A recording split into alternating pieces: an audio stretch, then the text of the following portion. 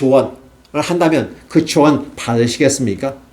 아이고, 개만도 못한 나에게 미천한 내가 어떻게 큰일 할 수 있겠습니까? 라고 말 그대로 옮긴다면 아마 이 사람은 겸손한 사람이고 온유한 사람일 것입니다. 그런데 그가 한 행위는 그대로 오죽했으면 선지자가 많이 노려보는 듯한 느낌. 왜? 자신의 민족을 힘들게 만들고 젊은 장정들을 칼로 죽이고 어린아이들을 땅바닥에 내뱉어 죽이게 하고 임신한 여인들을 배를 가르는 이 천인공노할 폐악을 행하는 이 모습이 펼쳐질 것이라고 예언하면서 자신의 민족들이 어떻게 난도질 당할 걸 생각하면서 엘리사는 울고 있는 것입니다. 그렇다면 이 메시지를 듣는 하사엘은 어떠한 삶의 태도를 가져야만 할까요? 겸손하게, 더 낮아지는 자세로 내가 왕이 되는 이것도 하나님이 세워주셨구나라는 생각을 할 수 있을까요? 아마 하사엘은 그 당시에는 왕이 되는 하나님의 사인을 듣고 자신의 이 행위가, 자신의 이 대의가 정당하다고 생각하며 아마 힘을 얻었을 것입니다.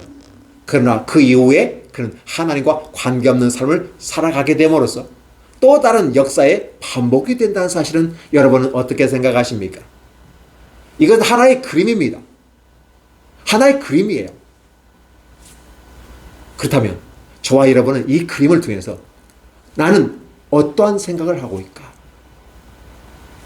하나님의 위대하시고 놀라우시고 전능하시는 그 전능성에 대해서, 그리고 하나님은 이스라엘만 하나님이 아니라 온 인류의 하나님이시며 왕을 세우고 왕을 폐하고 원수를 갚으시고 은혜를 베푸시고 기회를 주시고 경고를 하시고, 그렇다면 이제 남는 것은 무엇가 남을까요? 저와 여러분의 몫으로 남습니다. 하나님의 예언, 경고, 그렇죠. 이렇게 될 것이다라고 얘기한다면 이에 대한 준비하고 대응하고 어떻게 내가 왕 위에 모든 권력을 내려놓았을 때 어떤 평가를 내가 받을 것인가를 생각해 볼 수 있지 않을까요? 우리나라 대통령도 5년 단임됩니다. 5년 후면 그 누구도 따질 수 없고 내려와야만 합니다. 5년 후에 평가가 이루어지는데 그 평가가 잘 될런지 못 될런지는 무엇로 평가해 봅니까? 5년의 기간 동안 평가해 보는 것입니다.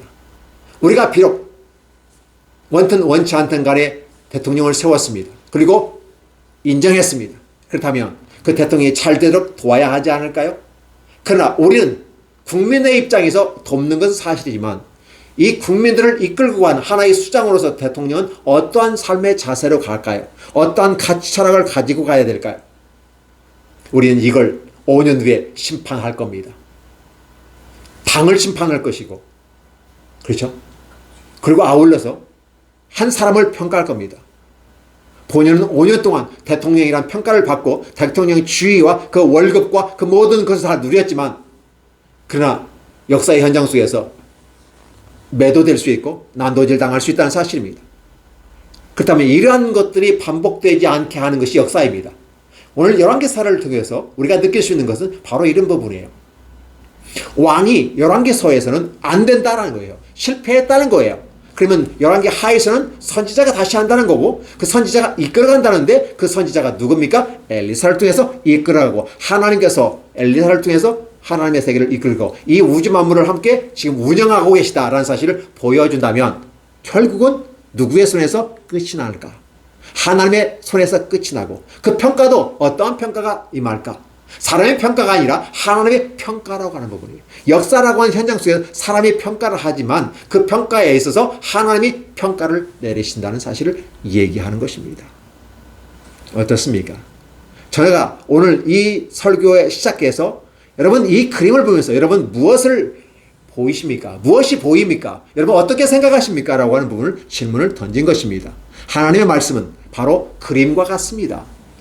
하나님 말씀으로 기록되어 있고 하나의 그림처럼, 하나의 전시물처럼, 하나의 공연처럼 딱 보여졌다면 이렇게 영어와 한글로 제가 읽어서 올려놨습니다. 그렇다면 여러분도 이 내용을 숙지하셨을 것이고 이 본문을 바라보는 저와 여러분 어떠한 생각을 가져야 될 것인가를 바로 생각해 봅니다.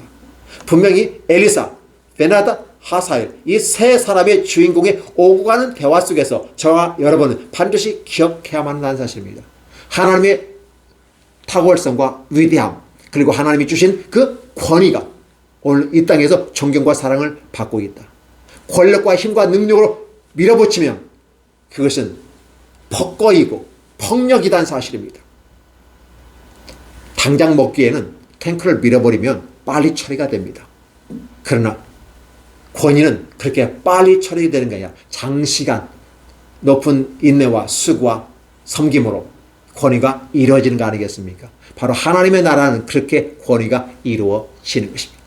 오늘 저와 여러분이 이 세상을 살아가면서 이 세파 속에서 하나님의 말씀으로 기준을 삼고 나아간다면 엘리사의 걸어가는 걸음처럼 여러분 권위를 인정받을 수 있고 사랑과 존경을 인정받을 수 있습니다.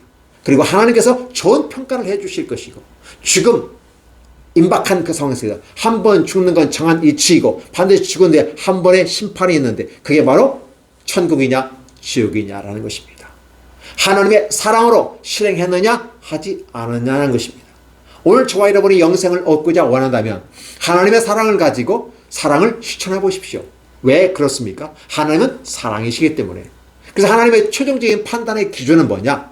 하나님을 사랑하고 이웃을 사랑하는, 그렇기 위해서 우리에게 주신 권력과 능력과 모든 것들이, 우리에게 주신 은사, 그 권능들이 바로 잘 사용해지느냐 사용하지 않느냐라는 부분을 하나님은 물으실 것입니다. 그 기준이 뭡니까? 사랑이냐 아니냐가 결정됩니다. 간단합니다. 하나님 자신이 사랑이에요. 예수 그리스도를 평가해 본다면 그분은 하나님의 아들이십니다. 모든 거 다 버리시고 내려오셨습니다. 인간을 위해서 죽으셨습니다. 그리고 죽으면서 하시는 말이었어요. 내가 다 이루었다라는 것입니다. 우리에 대한 사랑을 십자가에서 다 이루어서 모든 인류가 나의 길로 들어오기만 한다면 다 구원받을 수 있어라고 이야기하면서 누구든지 다 내게로 오라라고 말씀하시면서 그 길을 제시했습니다. 그랬더니 예수 그리스도는 그 권위가 인정되어지고 그 권능이 인정됩니다. 자신을 잡아라 죽이러 오는 그들 앞에서 12영이나 되는 군사를 통해서 내가 저들 물리칠 수 있는 권한과 능력이 없어서 내가 십자가에 못 박혀 죽는 줄 아느냐? 라고 말씀하시면서 내가 이 길 가는 것은 내 가는 길이 하나님의 계획대로 가는 길이고 이로 말미암아 순종하는 그 고통, 아픔을 통해서 갈 때 나에게 권위가 주어지는 거고 하나님의 나라가 펼쳐진다는 사실을 예수께서 친히 보여주셨습니다. 저와 여러분들은 이 성경이라는 하나의 그림을 통해서 무엇을 보시겠습니까? 라고 하는 것입니다. 중요한 것은 여러분의 반응입니다. 어떻게 반응할 것인가? 순종할 것인가? 거부할 것인가? 이건 저와 여러분의 몫입니다. 그리고 그 몫에 따라서 하나님은 평가를 하게 되는 것입니다. 그 평가 기준은 사랑이라고 말씀드렸습니다. 그렇기 때문에 오늘 저와 여러분의 삶의 모습 속에서 결국은 최종적인 판단은 하나님이 하시는데 그의 사랑이 있느냐 없느냐가 판단의 기준을 통해서 오늘 저와의 사람의 사랑의 사람이 되기 원합니다. 사랑의 사람, 헌신의 사람, 수고의 사람, 섬김의 사람, 이렇게 나아간다면 저와 여러분들은 성공한 사람이